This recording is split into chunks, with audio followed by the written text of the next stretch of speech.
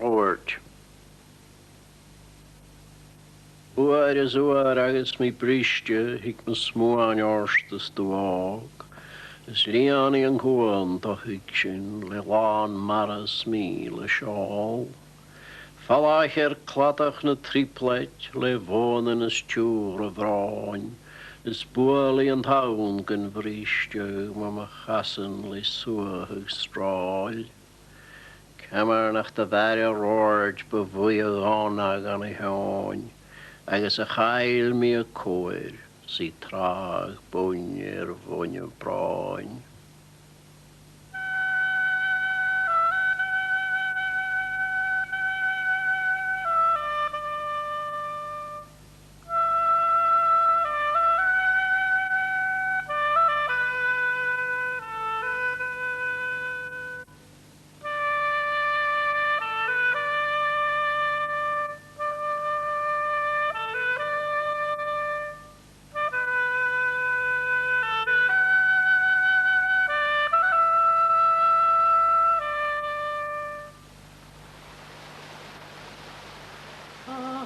Gejam Hallaig gach tra gejam chliaf gekost.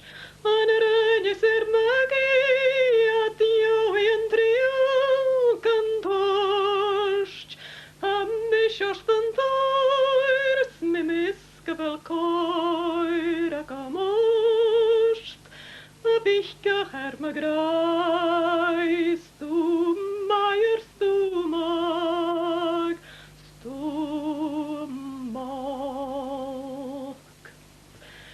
The Scottish Gaelic poet Sorley Maclean was born on the Hebridean island of Raasay on October 26, 1911.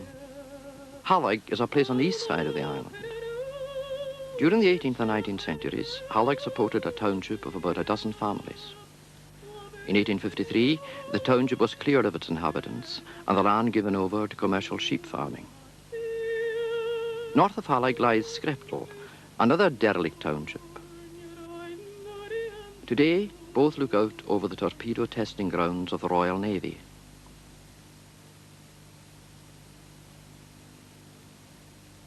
Skreptal in the morning, facing Applecross on the sun.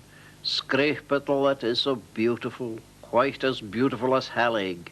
No words can be put on beauty, no picture, music or poem made for it.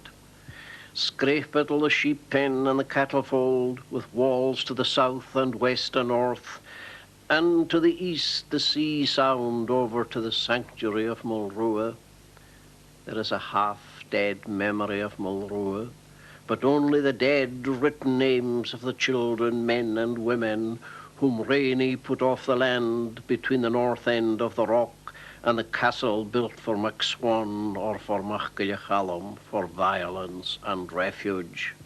A steep brae with scree cairns to the east down from the end of the rock, under birch, rowan and alder, and the church of Falsehood in high water when the springtide is at its height.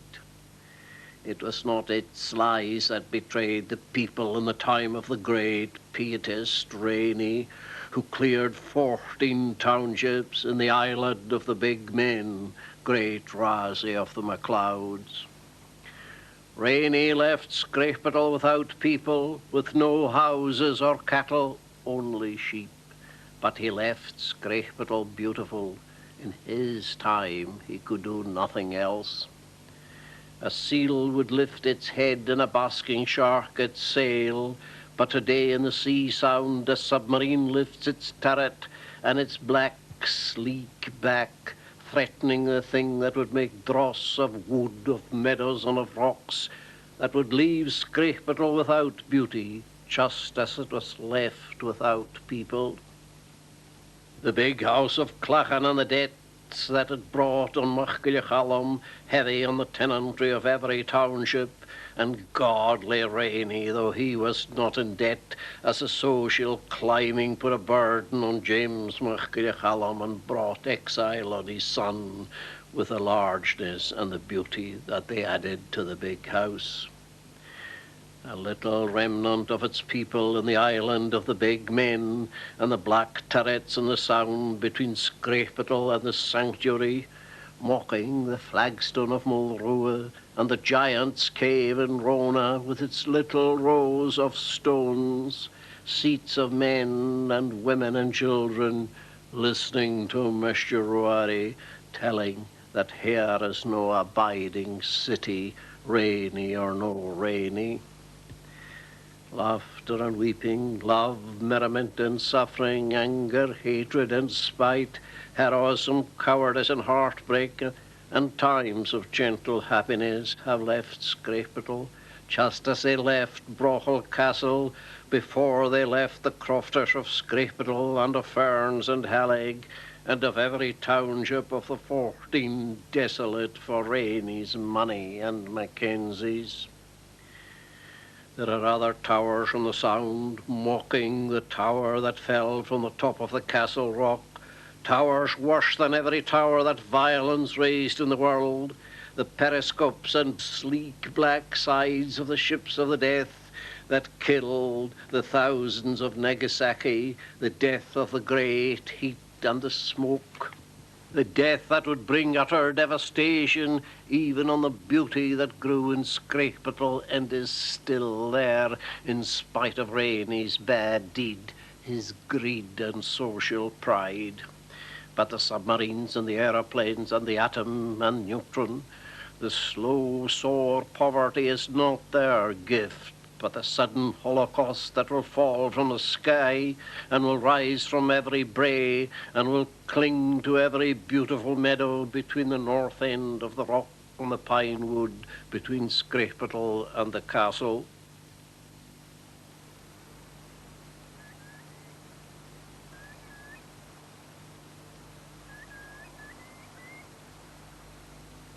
I first heard Sorley Maclean speaking his poems in Gaelic on the stage of the Abbey Theatre here in Dublin, and that experience had the force of a revelation. Maclean's one of those writers whose actual physical voice adds a dimension to the written poem. The voice that I heard was really heightened and mesmeric and weathered, and seemed to come in close from far away, rather like the drone of a pipe. And the performance had a terrific bardic dignity about it. It was a surrender of the self, a surrender to the otherness of the poem, and indeed to the resonances of the Gaelic language itself.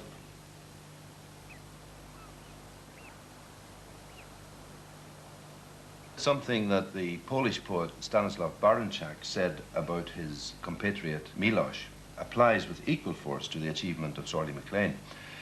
A poet can be great only when he is truly himself and faithful to the horizon of circumstance that encircles him. But this loyalty to a world of circumstance is a barrier to a reader who has grown up in a different native realm. Sorley Maclean's native realm is the northwest highlands of Scotland. His language is the Gaelic language spoken by, say, 100,000 people. What he writes about are particular places, particular women, particular historical circumstances, particular political causes. So he is deeply, authentically, and proudly a local poet, a poet of place.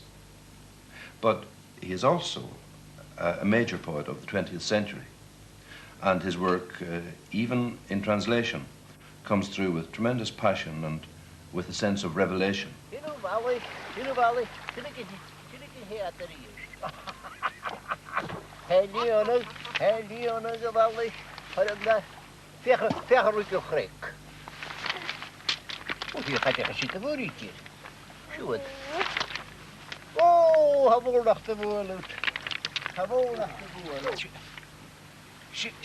Today, Maclean lives, a retired headmaster, at Braes on the Isle of Skye, in the house of one of his great-grandfathers, still surrounded by the landscape that has so profoundly shaped his poetry.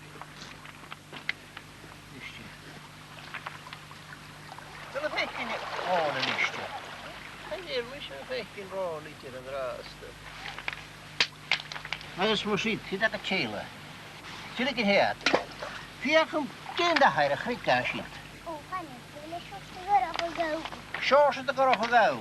Dat gaan die bekken cherry. Bekken cherry, goed joh.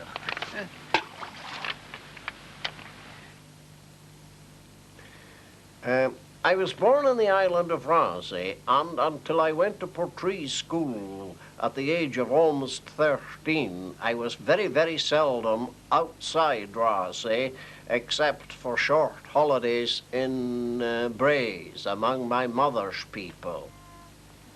In the first census of 1841, my Maclean great-grandfather was in Scrapebiddle.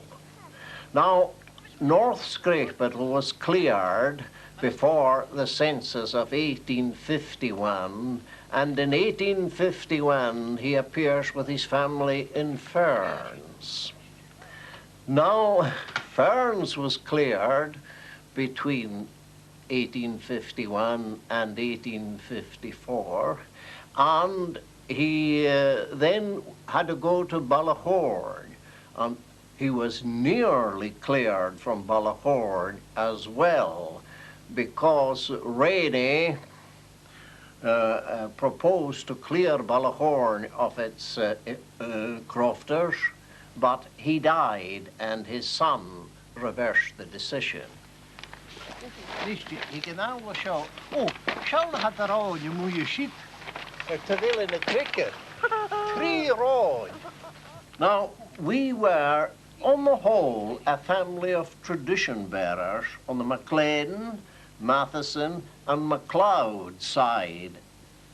I was brought up in a very Gaelic atmosphere. In fact, I could hardly speak a word of English when I went to school at the age of 6. I was very, very much impressed from a very early age by some wonderful Gaelic songs, especially those sung by my father's mother, whose maiden name had been Matheson. Oh, she had great songs like More Than One of the Laments for John Garab MacLeod of Rasay. In fact, she had almost every kind of Gaelic song. Although she was an old woman and officially an adherent of the Free Presbyterian Church, she used to sing those songs.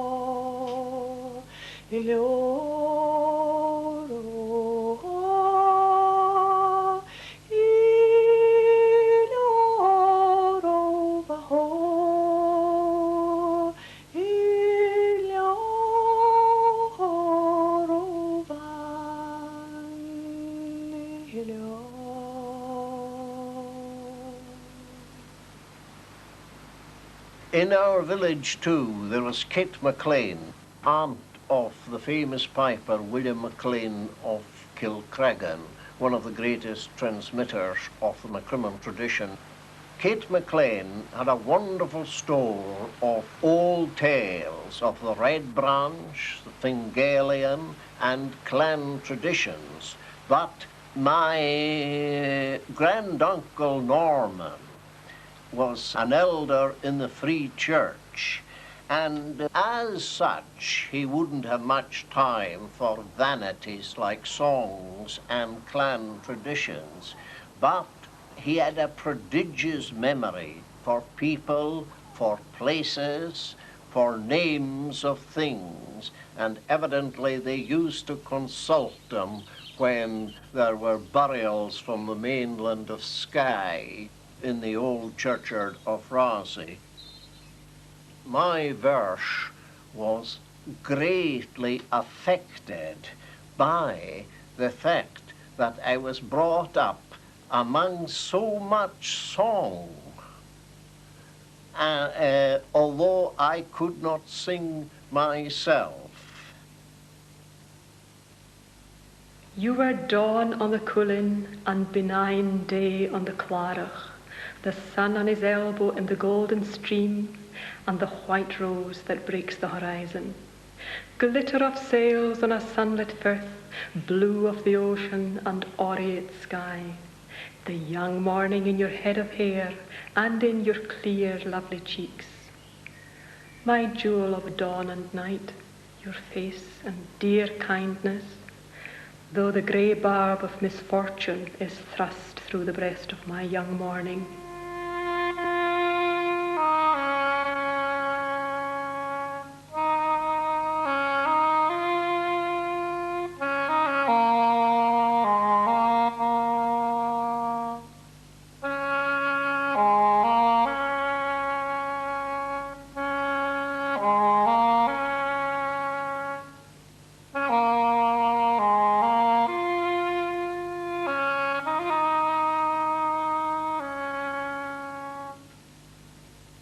At Edinburgh University, I did honours English, although I did one class of Celtic. At the time, it was economically disastrous for me to do honours Celtic because there was no prospect of any work. Also at Edinburgh at the time, the Professor Grierson was a most marvellous lecturer.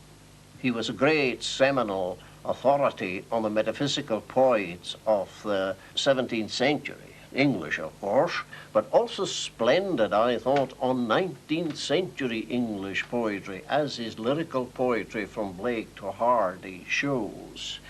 My brother John, who studied at 3 universities, said he heard 3 supremely great lecturers, Grierson in Edinburgh and Berridale Keith in Edinburgh. He was a remarkable man who did constitutional law and classical philology, and at Cambridge, houseman. So I believe, in a way, to do honours English, seeing that I was a native Gaelic speaker with a great tradition, family tradition behind me, I think it was probably a good thing in a way. It was whilst Maclean was a student in Edinburgh that the liberal socialism of his youth hardened into an idealistic communism. At the same time, he made the decision to write his poetry in Gaelic. In reality, of course, he had little choice. His poems came in Gaelic, and the life was Gaelic life.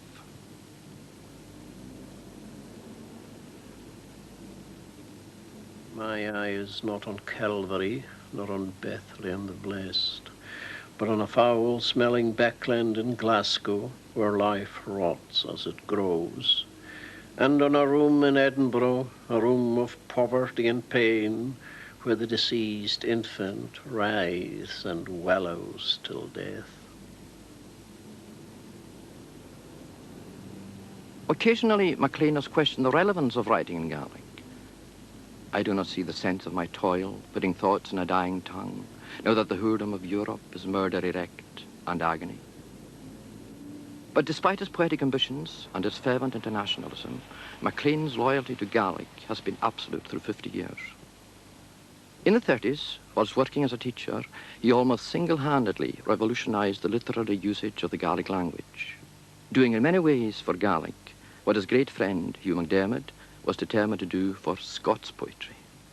Maclean shared many of the interests of the younger poets of his generation: political commitment, austerity of language, surrealism. But he had 2 unique additional resources. First, more than any poet since Wordsworth, he had a landscape of fantastic fact and fantastic symbol. A landscape, like that of Greece, charged with the imprint of history, the physical and spiritual struggle of a people who were his own forebears. Second, he had in Gaelic a vital and ancient language, absolutely ripe for modern development, a language for which he was to feel increasingly responsible.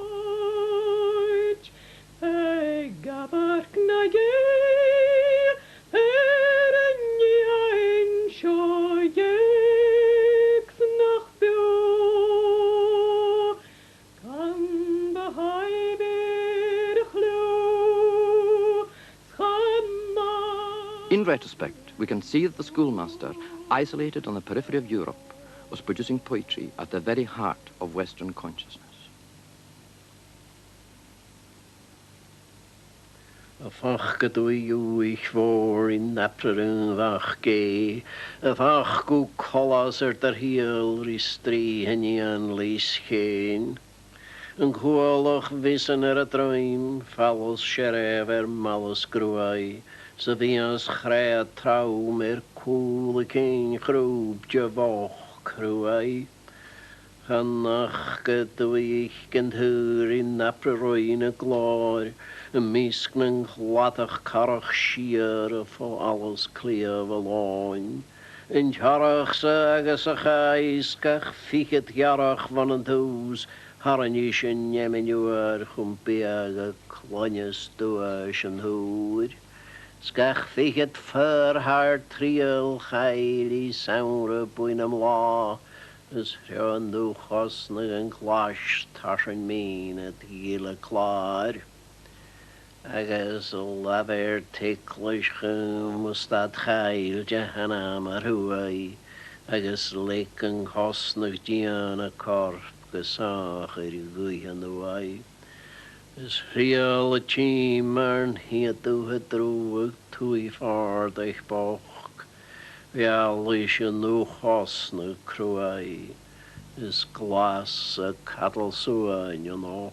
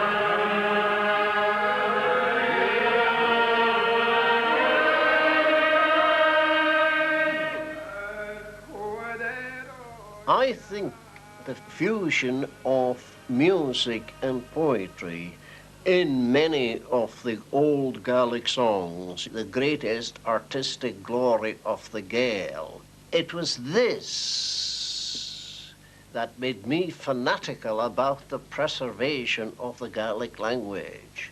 The fact that I couldn't bear to think that a time would come when there'd be nobody who knew the language well enough to hear those great songs properly.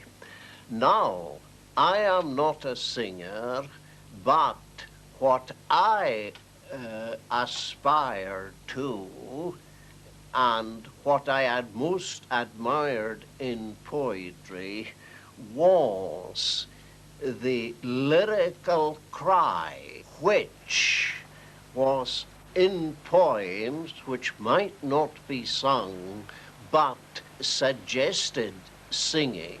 And with that, there went the desire to say the unsayable. Gŵr yn y horpa, yn ean y chwl fwy o'r hawn fwy o'r fwy, found the vials is gŵr yn y horpa, yn ean iel chasorlach eierach foiach, have a maslig ar line a sheref not foig so. Yn dwgag tawn o taliach glor fyr fwam sy granlach farafn yn oes o y frwyd sy'n miarliach cawn o horpa styfial sy wyl i'r eg sy'n iawn oran. Yn dwgag corp gael ys clar grein y fwam sy calagrach gwn y brein ni fordias ach ys bwys yn creidja ys gibliach gan nalab yn eiti. Yn chwyrwg bochyd ys cael swaimnach fwam sy brotiach gnyfr fwain sio. Y men Esbaniach y lemri crwydal ys anna môr eldol sias gyn frwalen. Jefu pog dy fiol o waifrich marisgach brwn gen o lochfar y hwt y rwnt yn rot y ffwr yn y mewn Sbaniach fo ornio crwach. Degach cwch get chwal o'r fwyrisgach boch yn iag yr storin y hics a hanig yr slwag na horpa fo lawn yn ywnia gwdyr sy fôr lwai.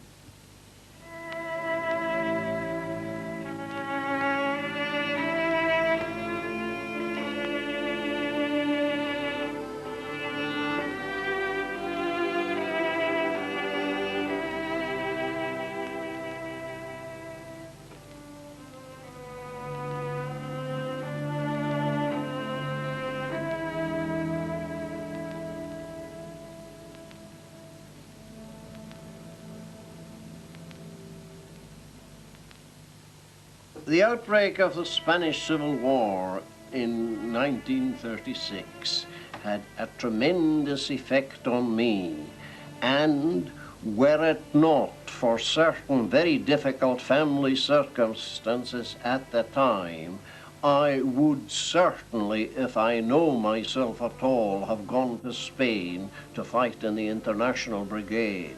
My great friend Jack Stewart, one of the very finest men I have ever known, wanted us to go both.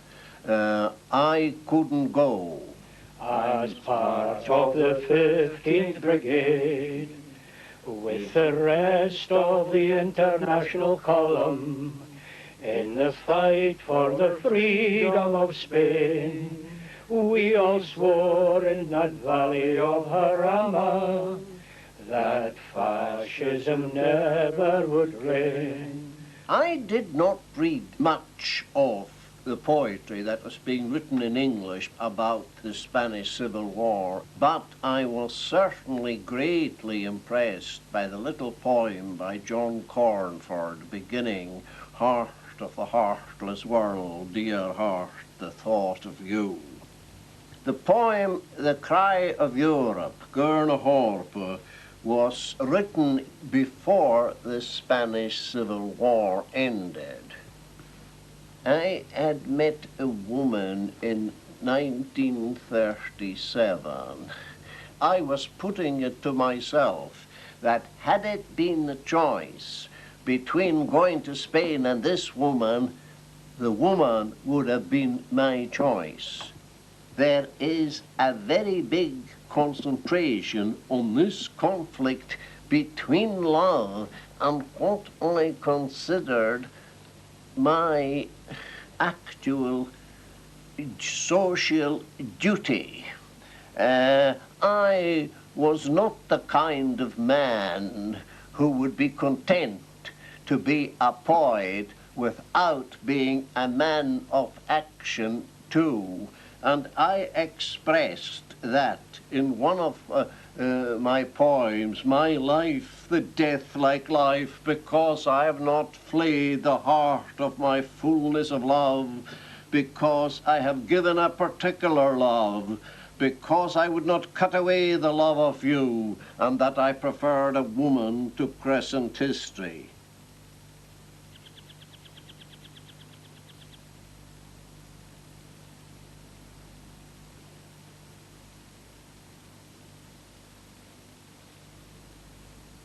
MacDiarmid once wrote to Maclean, "In poetry, everything can be faked but the intensity of utterance." And for MacDiarmid, Maclean's poetry had just that passion and intensity that he himself hoped to find in Scotland. When writing of Spain and of personal love, Maclean continually refers back to the landscape of the West Highlands, particularly to the great horseshoe ridge of the Cullen Mountains, which dominate Skye. Callaniste in Horsha has joy been ye. Hey, ganech kun hier wollig. Och, ganjele moedig vatten on een daar giel. Agus as joy shin gishu broch na frie, agus skuravaastir. Agus dyr has cwn coravaastir, has skurbekin yno choras a vaastir, agus fioch gyle vaastir, snoorsen skurren in gidin hein. Niste shin kwameg. Skuromari. He spent a good deal of time climbing the Skye Mountains, and in 1938 began a long and highly ambitious poem entitled The Cullen.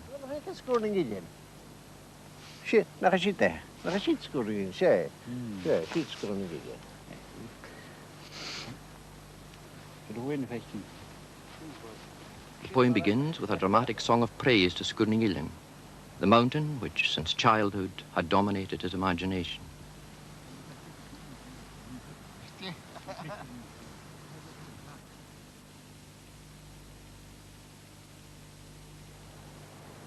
Peace yn chwilihan, I chiad hiaran. The score of Birach is the highest score, but Sgurning the best score of them. The blue-black gape-mouth strong score, the sapling, slender-horned score, the forbidding great score of danger, the score of Skye above the rest of them. It would suit me above every place to be on your high shoulder blades, striving with your rock-grassed throat, wrestling with hard-peaked, surging breast. In the ascent from the corrie, foot on shelf, finger on little edge, chest to boulder, mouth to jutty, on unbalanced step, head undissid, tough arms strong on turning, till it grasps the skyline of your fifth pinnacle, where'll break on the struggle's head the grey dim sea of gabbro waves, knife edge of high narrow ridges, belt of the dark steel surge. An ocean whose welter is tight in rocks, its yawning mouths permanent in narrow chasms, its spouting everlasting in each turret, its swelling eternal in each score. I see the noble island in its storm showers, as Marivor saw in her yearning, and in the breaking of mist from the Garshwin's head creeping over desolate summits, there rises before me the plight of my kindred, the woeful history of the lovely island. Loch of lochs in Curralachen, were it not for the springs of Curravati, the spring above all other springs in the green and white fair corrie. Multitude of springs and funes of young men tonight, yesterday and last night keeping me awake. The miserable loss of our country's people, clearing of tenantry, exile, exploitation.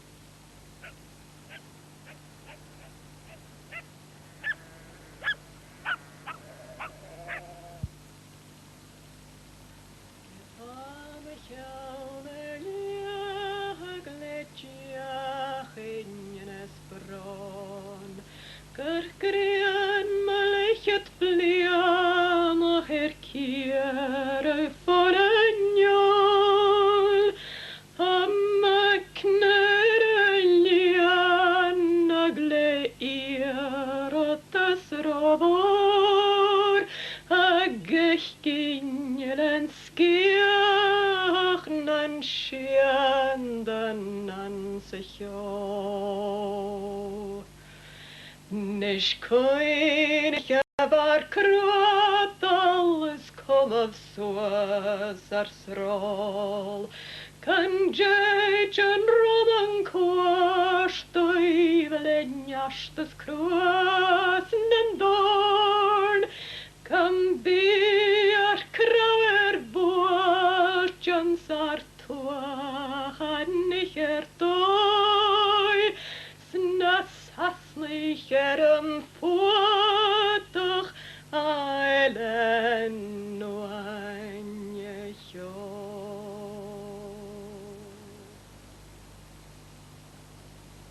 The Cullen is a philosophical and metaphysical poem. It was planned to be of 10,000 lines, Today, only 1,700 remain.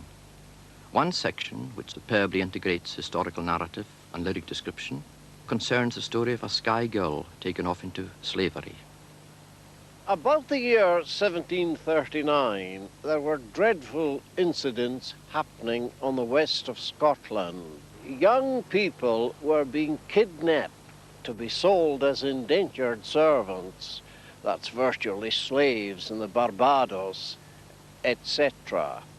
There is a very pathetic story told of a young girl who was kidnapped while she was plucking dulse on the shore at Gaze, though here. Now, there follows a legend that somewhere in North America, a Highland officer asked a young woman the time of day. He asked her in English, which she obviously didn't understand. Then he turned to French, which also she obviously did not understand. And then he asked her in Gaelic, and she replied in rather a strange, wistful way, "The time of penning the sheep on both sides of Bain Duagrich," which is up there. Now, he asked her what she knew about Bain Duagrich, and she replied with a rhymed list of place names of the Bracadale and Minginish districts of Skye. Grúla, Brunel, Dachroch, Scarel, Ariach, Clod, Croch, Clno, Bein hochta Goramil, Num Verschiavach, Minam Smichiel, Bein Duagrich.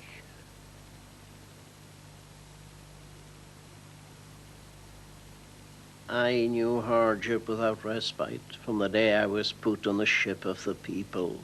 I was engaged though gathering shellfish when I was seized being alone. I endured slavery with strokes, the black labour and a sun with a heat that withered my flesh on my bones and harried the young bloom that was in my cheeks and forehead before misery came on my world. Many a trial I heard of in the island before that time, but who got as much as I, or half of it? God of graces in Christ, my asking was not great, but I did not get as much of little kindness as that I might see on a horizon Bain Duagrich, where the shilling was in my youth, or the graveyard of my people. Many a thing comes on the poor, but no one has suffered my woe, though I was happy when I was young, in spite of poverty in the land of MacLeod. When I rise in the morning, I see only the grey fields where there is toil and anguish, and the soil itself almost splitting with the murderous heat of the sore sun.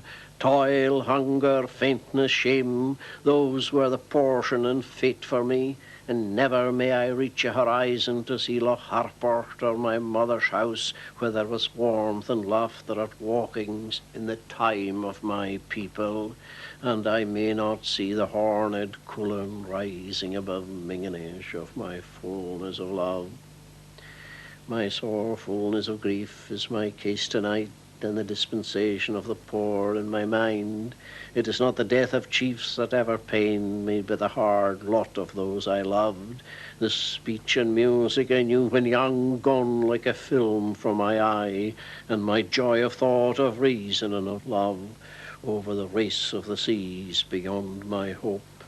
In Bracadale of the steep rays of the green meadows my desire, in Minginish of the most graceful slopes of greenest bushes my love, in the island of Skye of the beautiful hills of the brindled moors my delight and thought, in the high island of the grim Cullen of the winding lochs my glory and love.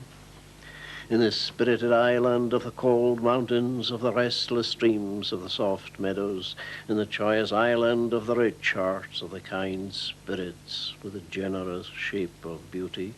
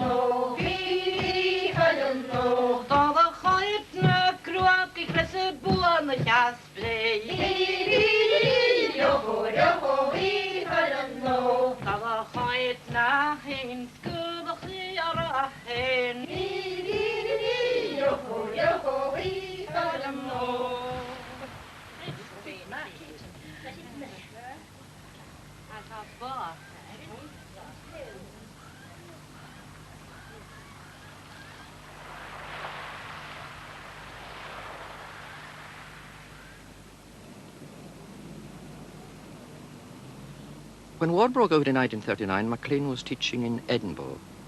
He immediately volunteered for war service, but was told by his employers to await call-up. The next 2 or 3 years were to be the most strained and difficult of his life. In December 1939, he met the second woman who was to profoundly influence his poetry. As much as the first love had been distant and ideal, the second was tortured, flawed, and remorseful. While the first relationship was politicized within the framework of the Spanish Civil War, the second synchronized itself with the successive defeats of the Allies in the years of Hitler's triumph. These were difficult years for Maclean, but also years of vital creativity. A stream of powerful poems was produced, sometimes several in one night. Poems made surreal by the competing pressures of anxiety, frustration, and desire. Maclean was certainly aware of the extent to which his misconceived and tragic love was feeding his poetry. He calls the poems of this time tragic poems, and landscape becomes more than ever his refuge, the one sure fact and symbol beyond his own distraught imaginings.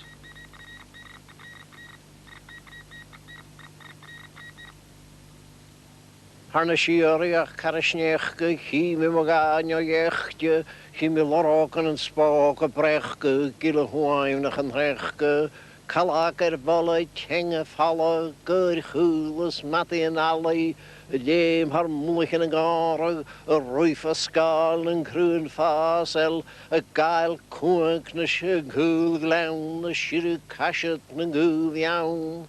Een lange gallanige Sianel, haar lommen kruier en naam Kianel, een hartig viven am chloasen, een jaun regal me vogen, reis na matis en hanierkalt, lua haar torach en jeugig, tran een huilst in kan hieren, haar mollig in een jaun kan hieren, kan groenje kuig na baardach, mat in haar torna haljach, Alach gan anamas yn ydyn, fiag gal harfiawn ys rwyntyn, fiag dy foich y cwn y gylich, fiag gan sgwrg gan uchig.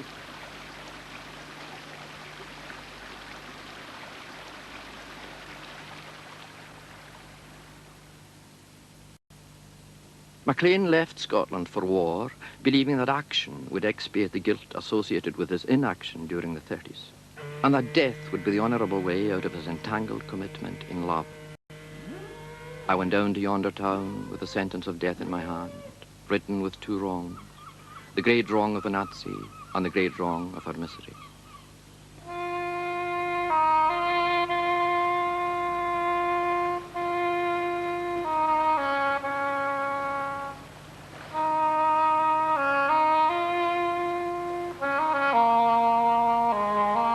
After his initial military training, Maclean was assigned to the Signal Corps. Despite applications to join the paratroops and the Highland Infantry regiments, he remained in the Signals throughout his war service. After a convoy voyage around the Cape of Good Hope, Maclean spent 1942 on active service with the Royal Horse Artillery in the Western Desert. His period as a soldier was to result in some of the most moving and generous poems to have emerged from the Second World War. I disliked the parade ground and all that, but strangely enough, I did not dislike the actual action, apart from the fact that nobody likes to see people being killed or wounded.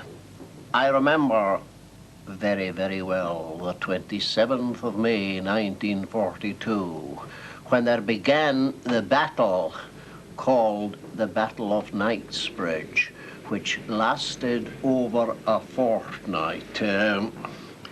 And I expressed that feeling of exhilaration in a poem. South, south to be our Hallaig, tanks and guns at full speed. There was a jump and kick in the heart and a kind of delight. It was a battle joy as one heard in the tale, not knowing if it were a lie. That feeling soon went. The first day I was in action, our car was struck twice and I was slightly wounded. The desert was a fine place to lie out at night, provided you weren't being bombed or shelled. Occasionally, you had images, dreams of home, especially when the camp scene blew. You went to bed dreadfully thirsty. And I remember having dreams such as the dreams recounted in Milton's Paradise Regained. A peculiar one was standing at the door of the Golf Tavern in Edinburgh looking at Arthur Sheet. And another one was crossing Clachan Bay in Rossy in order to get a drink in Rossy House, which was then a hotel and a pub. Many a time I thought that anybody who was near a tap of cold water had nothing in the world to complain of. I go westward in the desert with my shame on my shoulders, but I was made a laughingstock since I was as my people were. Love and the greater error, deceiving honour, spoiled me with a film of weakness on my vision, squinting at mankind's extremity. Far from me the island where the moon rises on Quatara, far from me the pine headland when the morning ruddiness is on the desert. Camisellab is far from me, and so is the bondage of Europe. Far from me in the northwest, the most beautiful grey-blue eyes. Far from me the island and every loved image in Scotland. There is a foreign sand in history spoiling the machines of the mind. Far from me Belsen and Dachau, Rotterdam, the Clyde and Prague, and Dimitrov before a court hitting fear with the thump of his love. Guernica itself is very far from the innocent corpses of the Nazis who are lying in the gravel and in the khaki sand of the desert. There is no rancour in my heart against the hardy soldiers of the enemy, but the kinship that there is among men in prison on a tidal rock, waiting for the sea flowing and making cold the warm stone and the coldness of life in the hot sun of the desert.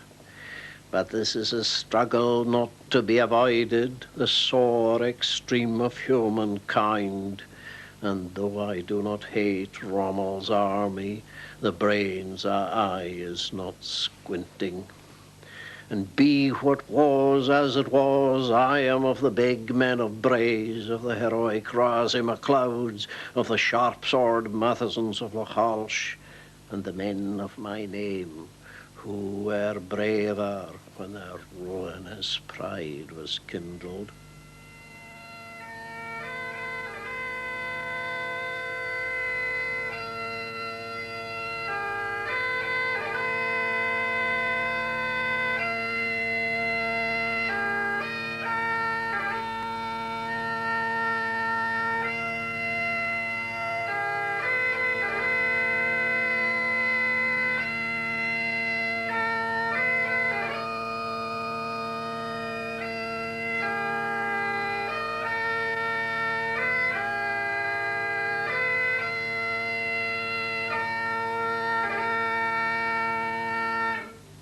On the 10th day of the Battle of El Alamein, Maclean was badly injured in a lorry blown up by a mine. After 8 months in hospitals in Egypt, South Africa, Southampton and Inverness, he resumed work as a teacher.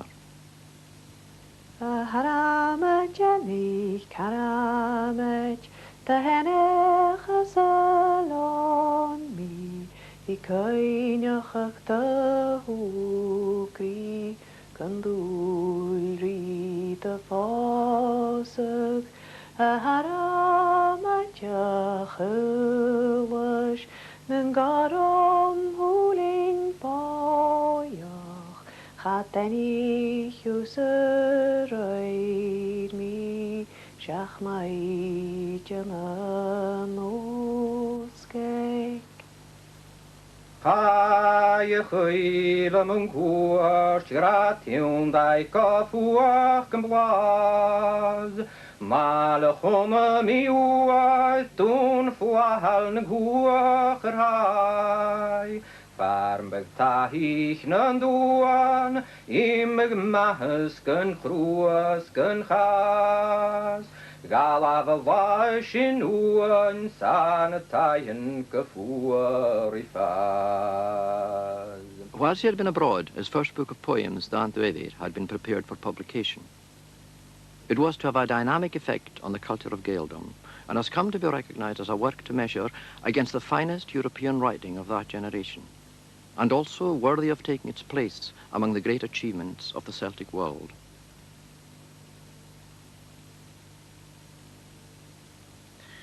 A face troubled the peace of the woodlands, the bird-song of rivulets on the winding of burns, the mildness of yellow stars shining, the glitter of the sea, the phosphorescence of night. When the moon poured the bright crown pieces on the dark blue board of the sea at night, and I rode to meet them, I then tried to work out its genesis. Sgurning is of higher dragon, warlike, terrible, with its 4 rugged, headlong pinnacles in a row, but it is of another sky. Sgurning is a reposeful, beautiful unicorn in its whiteness, in its snow whiteness, sparkling, calm and steadfast in its thrust. Its spear thrust on the horizon, the shapely white peak of beauty, peak of my longing and full love, the peak that sleeps forever over the Clárach. Green wood on the hither side of the Clárach, the wood of Rasay with its music of laughter, the woods of Rasay mild and peaceful, the joyful, sorrowful, loved wood.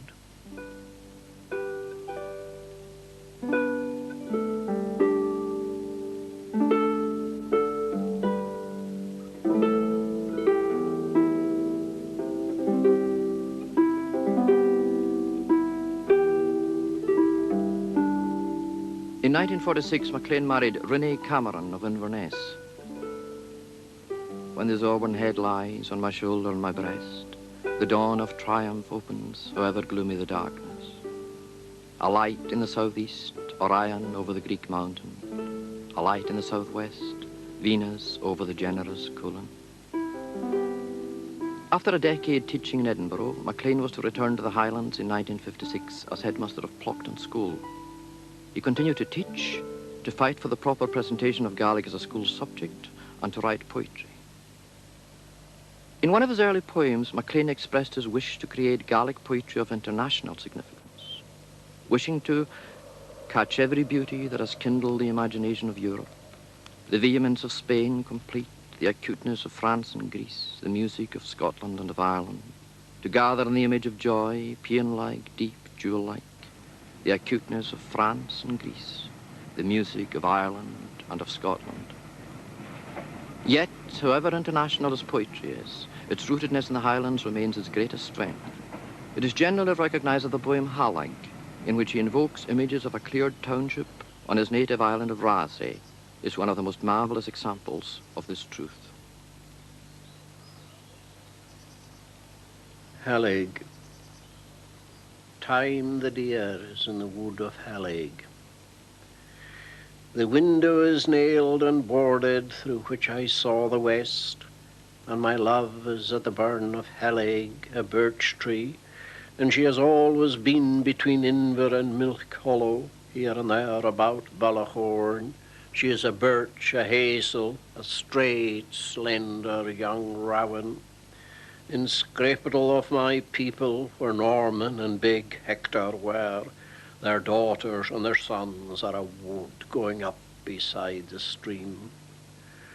Proud tonight the pine cocks crowing on the top of Crochgaraw, straight their backs in the moonlight. They are not the wood I love. I will wait for the birch wood until it comes up by the cairn, until the whole ridge from Benilliche will be under its shade. If it does not, I will go down to Hallaig to the Sabbath of the dead, where the people are frequenting, every single generation gone. They are still in Hallaig, Macleans and Macleods, all who were there in the time of Maclean. The dead have been seen alive, the men lying in the green at the end of every house that was. The girls are wood of birches, straight their backs, bent their heads.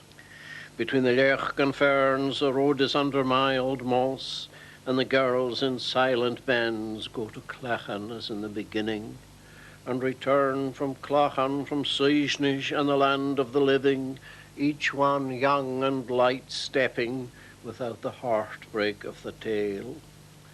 From the burn of ferns to the raised beach that is clear in the mystery of the hills, there is only the congregation of the girls keeping up the endless walk. Coming back to Hallaig in the evening in the dumb living twilight, filling the steep slopes, their laughter a mist in my ears, and their beauty a film on my heart before the dimness comes on the Kyles, and when the sun goes down behind Duncana, a vehement bullet will come from the gun of love, and will strike the deer that goes dizzily sniffing at the grass-grown ruined homes. His eye will freeze in the wood, his blood will not be traced while I live.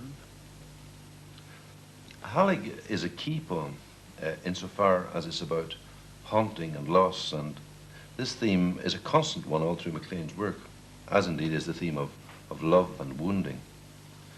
It's a magnificent epiphany, time, memory made palpable in these lucid, paradisal, melancholy, arbitrary images. The whole poem has a shimmer of the symbolist imagination about it. It's the same kind of poem, I think, in one way, as Eliot's Marina. But as well as this shimmer of the transcendent and visionary, there's the firm foothold in history. There's the naming of people, places, the allusion to the clearances, and this makes it part also of the bardic tradition.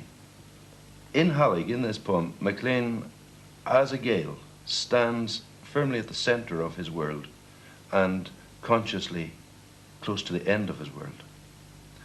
As a poet, he shows us that the particular horizon and times that happen to encircle him encircles us all.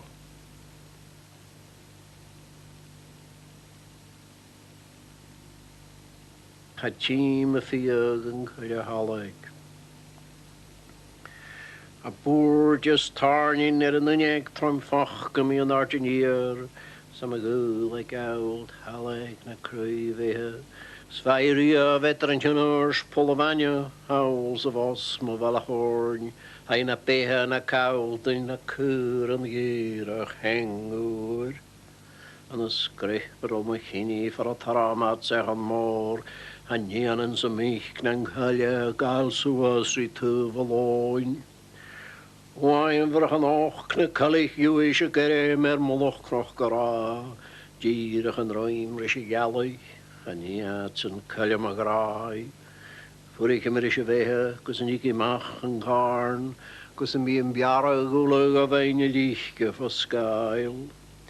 Maar het ik zijn harnes mi Hallaig jongens die sabet na marav, voor een wille sloege taich gachen geen allache galav. Het haast dan een Hallaig klonneljens klonnig klaad, na woundre lenig gillig allem, onnog kus na mereef bjaar. Na firnan wair liana ke kaun gach tehe vaun, na hianen ang hullebehe, gierach an roim, krauming haun. Eter a lech gus na fjarno ha rat mór fo hóni hjún, sna hianen a matten sach a dolach lachan mar a hús. Agus a tíle as a chlachan a suyis nis a tír na mjá, a chulle ché á gwalach gan bristje kria skjail. O alt na fjarno gus an úlin has hillerin avrech na mjaun, chanjelach kohanal an jana kumail na koshach gan jaun. De tílige Hallaig an san jesker an sa chavanich vala vio, lianang nan reat an kassa, an garach grichnam chlois na kio. San boich an a skláir ma chream an ik an kiarag ar na cool, san ar charnas grian cool gun kenna, hig pilardian a gun a goil. Spoiler am fiag a har hwaniol a snótoch nan larich an fjord, hig kroag a húl sa chalja, chan ar lorach ulrim vio.